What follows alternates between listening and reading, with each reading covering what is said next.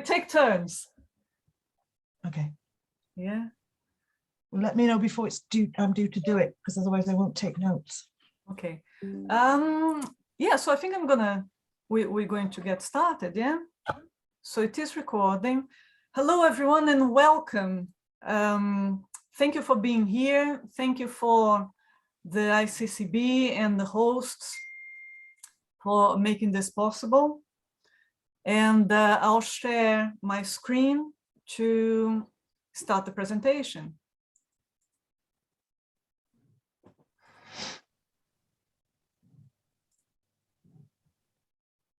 And I should, yeah, that's it, isn't it?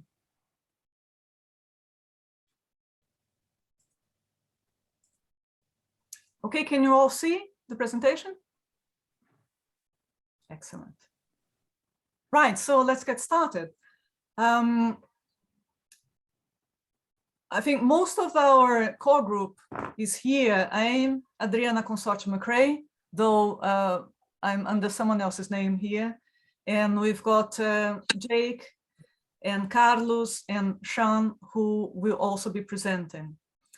The goals of this workshop are to discuss the findings of our group that illustrate how the human dimensions influence each stage of the conservation translocation project lifecycle.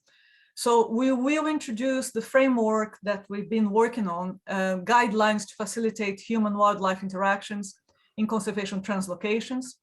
And we would like to have your input about your experiences on how human dimensions affected your research or conservation translocation.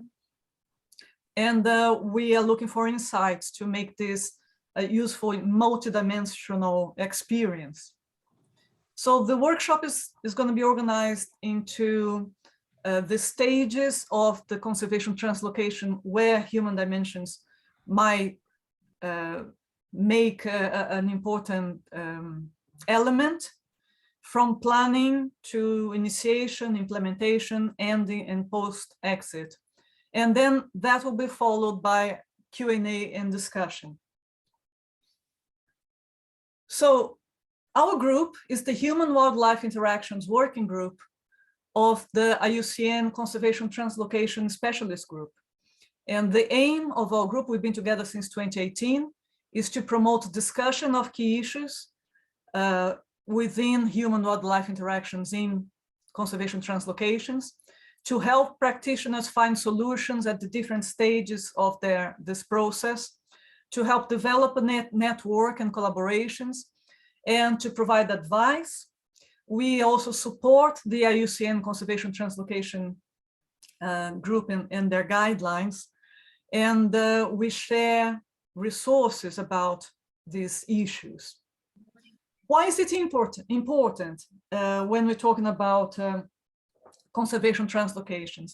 These are defined as the intentional movement of wildlife for conservation purposes and involve long-term reestablishment of endangered wildlife to their former range.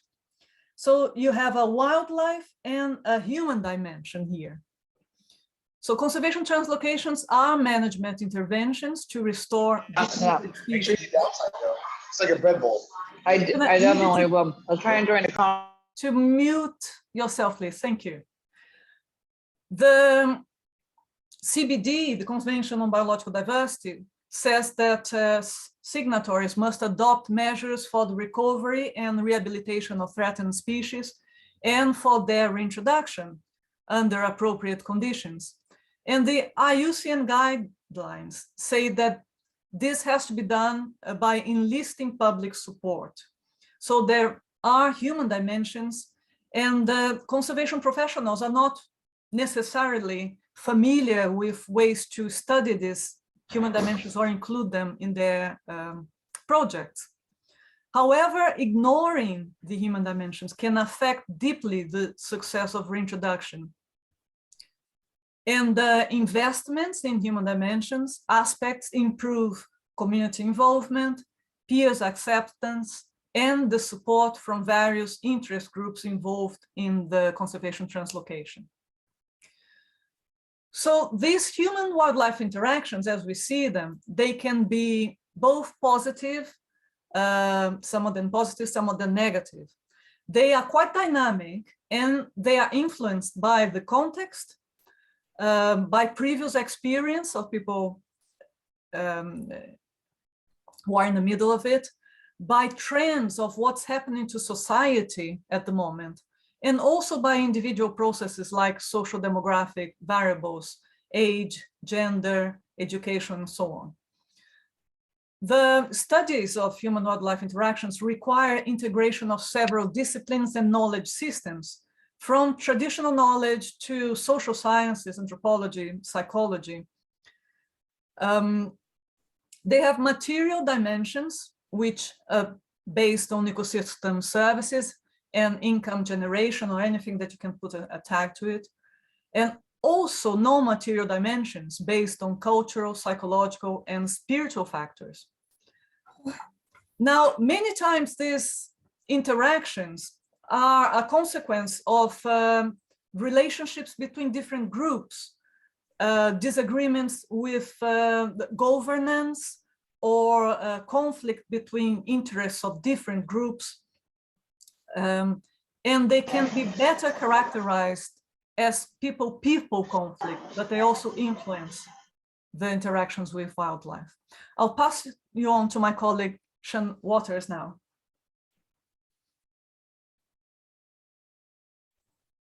Thank you, Adriana. Okay, so I'm going to talk about the first stage of the project, the planning stage, and that will involve pre-project contact with communities and interested parties. Probably, in my opinion, the most important part of the project, because if you fail here, then you may well fail in everything else.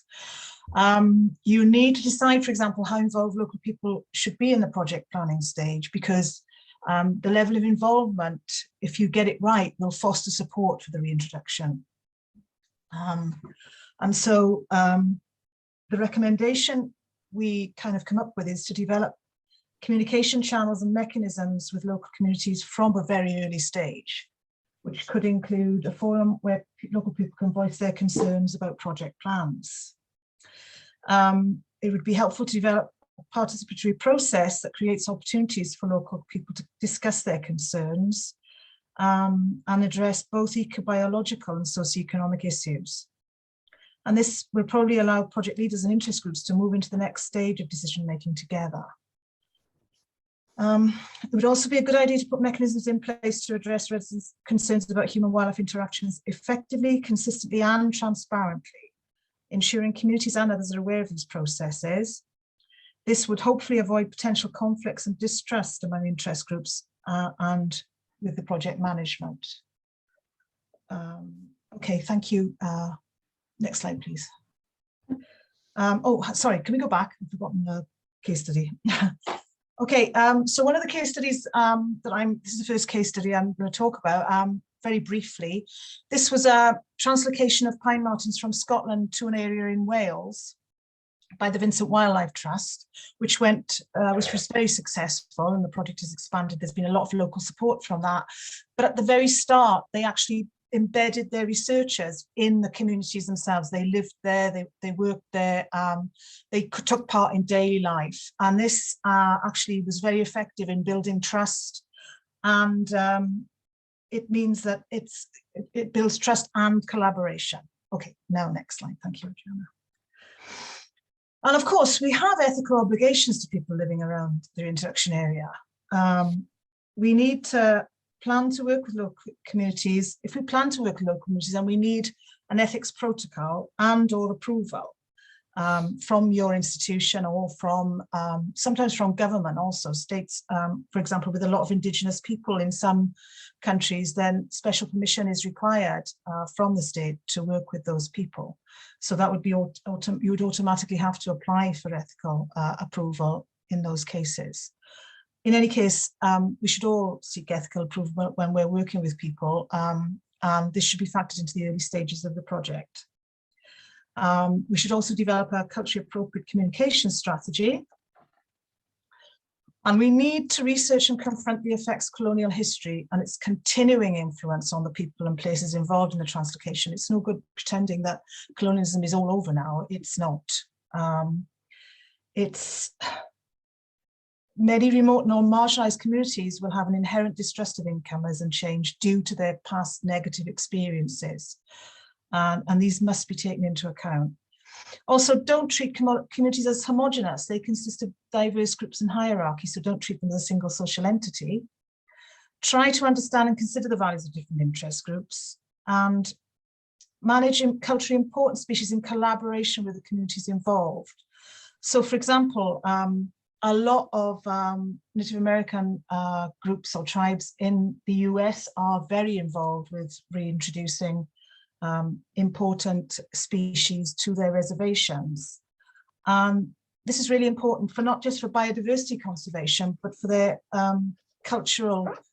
restoration of their cultural lives, to make their cultural lives as vibrant as possible post-colonization.